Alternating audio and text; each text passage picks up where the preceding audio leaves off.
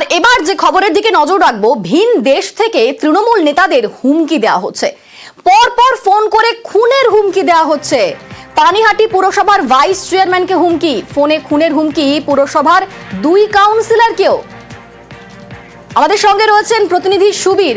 সুবীর আরো বলতে পারবে, সুবীর ঠিক কি ঘটনা ঘটেছে এবং এখনো পর্যন্ত এই কলগুলো যে আসছে কোথা থেকে আসছে, কোনো ট্রেস করা সম্ভব হয়েছে কি?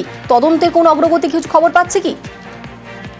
দেখো, ভিন দেশ থেকে কিন্তু ফোন কলগুলো আসছে এবং প্রথমে তৃণমূল মুখপাত্র অথবা 23 নম্বর ওয়ার্ডের তৃণমূল কংগ্রেস কাউন্সিলর সম্রাট চক্রবর্তীকে এবং তার পরিবারকে হুমকি দেওয়া হয় এবং তারপরেই গতকাল সন্ধ্যাবেলা কিন্তু আর 16 নম্বর ওয়ার্ডের কাউন্সিলর তাপস দে, তাকেও কিন্তু প্রাণনাশের হুমকি দেওয়া হয় এবং তাকে বলা হয় সোদপুরে একটি রেস্টুরেন্টের সামনে আজকে দুপুর 12টার সময় আসার জন্য, যদি তিনি না আসেন তাকে কিন্তু প্রাণে মেরে ফেলা হবে। এবং তারপরে গতকাল রাত্রিবেলা অর্থাৎ ঠিক রাত যখন 9:30 সেই সময় ভাইস চেয়ারম্যান যিনি সুভাষ চক্রবর্তী, তিনি 19 নম্বর ওয়ার্ডের কাউন্সিলরও, তিনি পারিবারিক কাজের জন্য তিনি রাজ্যের বাইরে রয়েছেন।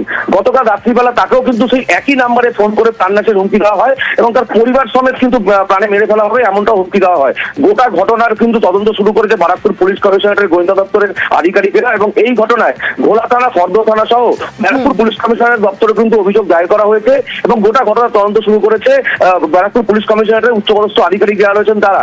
এবং এই ঘটনায় আতঙ্কে রয়েছেন যারা, ভাইস চেয়ারম্যান পরিষ্কার বলছেন যে তিনি আতঙ্কে রয়েছেন, তাকে এইভাবে পরিবার নিয়ে হুমকি দেওয়া হচ্ছে প্রাণনাশের। কে হুমকি, কেন হুমকি দিচ্ছে সেটা কিন্তু বিষয়টাই খতিয়ে দেখা হচ্ছে। ধন্যবাদ সুবীর। ফোন করে আমাকে বললো যে এরকম কালকে 12টার সময় রংদে বসন্তী ধাবার ওখানে আসবি, আর যদি না আসিস তোকে মেরে দেবো। ডাইরেক্ট হুমকি। এবং এমন আশ্চর্য ব্যাপার, যেটা সম্রাট চক্রবর্তীকে যেই নাম্বার দিয়ে ফোন করা হয়েছিল সেম নাম্বার দিয়ে আমাকে হুমকি দেওয়া হলো। আমরা খড়দা থানায় গিয়েছিলাম, বড়বাবুর সঙ্গে কথা হয়েছে, কমপ্লেনও করেছি। প্রশাসনের উপরে আস্থা আছে, দেখা যাক কি হয়। ফোন ধরেই বললো সুভাষ চক্রবর্তী, তখনই গালাগালি আরম্ভ করলো, তাহলে তোকে শেষ করে দেবো।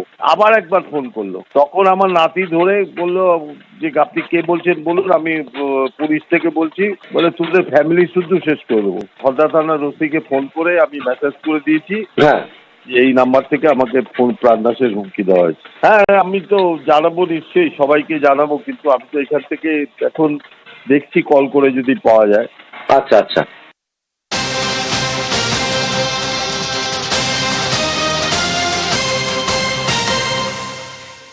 কুলপির দিকে নজর রাখতেই হচ্ছে। কুলপিতে আক্রান্ত তৃণমূলের যুব নেতা, তৃণমূল ব্লক যুব সভাপতির ওপর হামলা।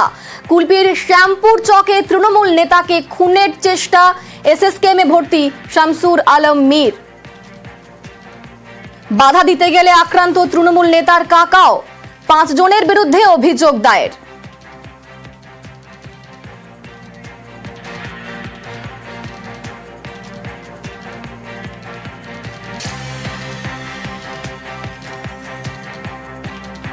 আমি বিষয়টা জানি, তারপরে বলবো। আমি সঠিকভাবে জানি না, তবে একটা গন্ডগোল হয়েছে, ঝামেলা হয়েছে, এই পর্যন্ত জানি। ও তো ছবি দেখলাম যে হাসপাতালে নিয়ে গেছে, না আমি তো এখনো কিছু জানি না।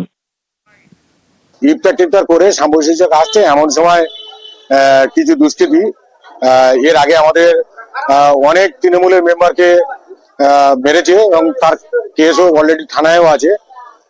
তারা কি করে হঠাৎ ওর দেখাবে, গালিগালাজ করে। শামসুর সেখানে হঠাৎ করে বলে যে তোরা আমার গালাগালিজ করছি কেন। 4-5 জন মিলে চড়াও হয় এবং ওকে ভেতরেও মাথায় থাকে। আজকে যে অবস্থা হয়েছে সে মারা যেতে পারত।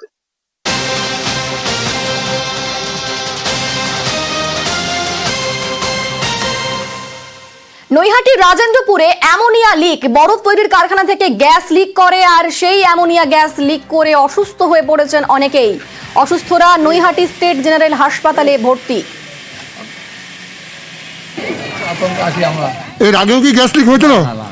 আর পুলিশ এসেছিল? না, আজকে পুলিশ কি চাইছেন আপনারা, কি চাইছেন? আমি চাইছি ফ্যাক্টরিটা ঠিক করে চালায়।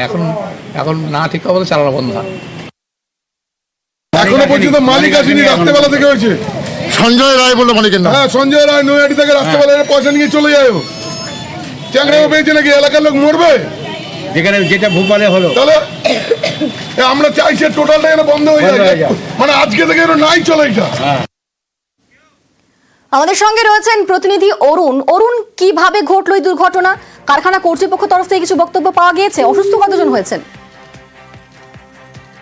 আমরা যোগাযোগ করার চেষ্টা করবো। তবে আপনাদের জানিয়ে রাখবো আরো একবার, নৈহাটির রাজেন্দ্রপুরে অ্যামোনিয়া লিক, বরফ তৈরির কারখানা থেকে গ্যাস লিক করেছে এবং সেই অ্যামোনিয়া গ্যাস লিক করে অসুস্থ হয়ে পড়েছেন অনেকেই।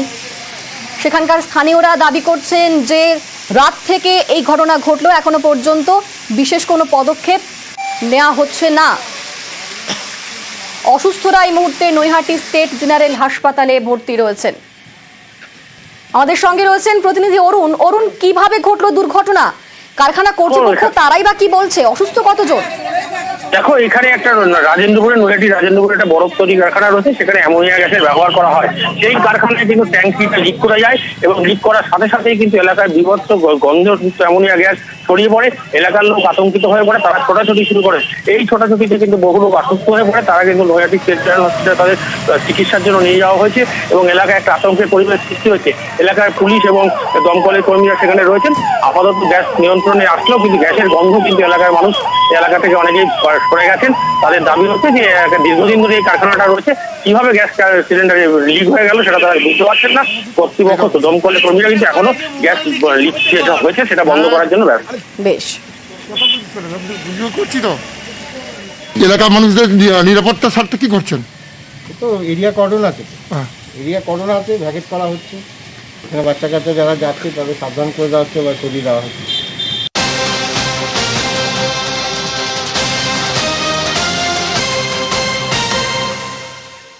ঝাড়গ্রামে তালা বন্ধ কর্মতীর্থ ভবন। সাঁকরাইলে পাত্রা গ্রাম পঞ্চায়েতের কর্মতীর্থ ভবন।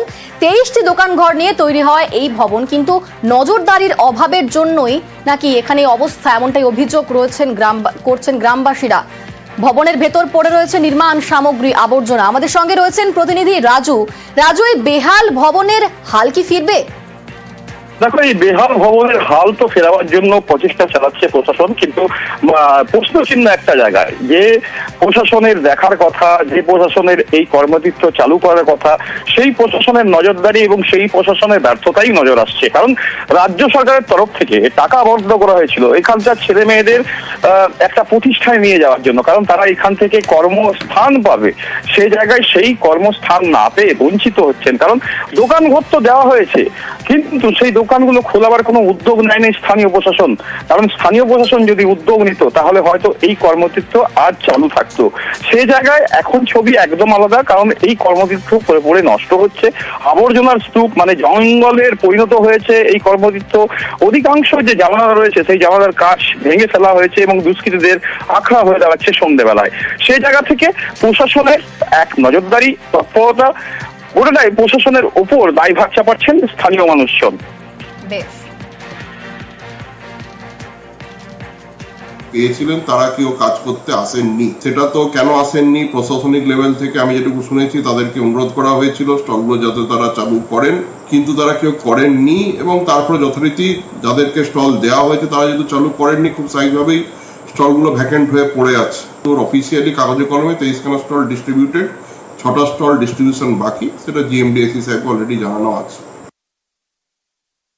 ওখানে যে স্টলগুলো আছে আমাদের অফিস থেকে, আমার সরকারের পক্ষ থেকে আমরা কিন্তু 23টি স্টল আমরা দিয়ে দিয়েছি। আর 6টা বাকি আছে, যাতে ওগুলো দেওয়া হয় তার ব্যবস্থা করা হচ্ছে এবং আমরা ওটা করে দেবো। যারা স্টল নিয়েছে ওদেরকে আমরা চাপ দিচ্ছি স্টল খোলার জন্য। বারবার বসে চাপ দিয়েছে, কিন্তু ওনারা খুলেন না। আমি যারা নিয়েছেন ওদের খুলতে বলবো, রিকোয়েস্ট করবো ওকে। আমার যে 6টা বাকি আছে আমি ওগুলো খোলার চেষ্টা করবো, যাতে ওগুলো যাতে দেওয়া হয়ে যায়। এখানে যে লক্ষ লক্ষ টাকা খরচ করা হয়েছে, ওইখান থেকে সাধারণ মানুষ কোনো কিছুই সুযোগ সুবিধা পায়নি। আবর্জনাতে ভর্তি হয়ে গেছে, আর রুমগুলো ঠিকঠাক নেই, আর ওইখানে কেউ নেবেনি, কারণ ওইখানে কাটমানির ব্যবসা শুরু হয়ে গেছে। পয়সা দিলে ঘর পাবে, না হলে পাবে না। এই জন্য কেউই সেখানে কোনো দোকান বাজার কোনো কিছুই হবে না।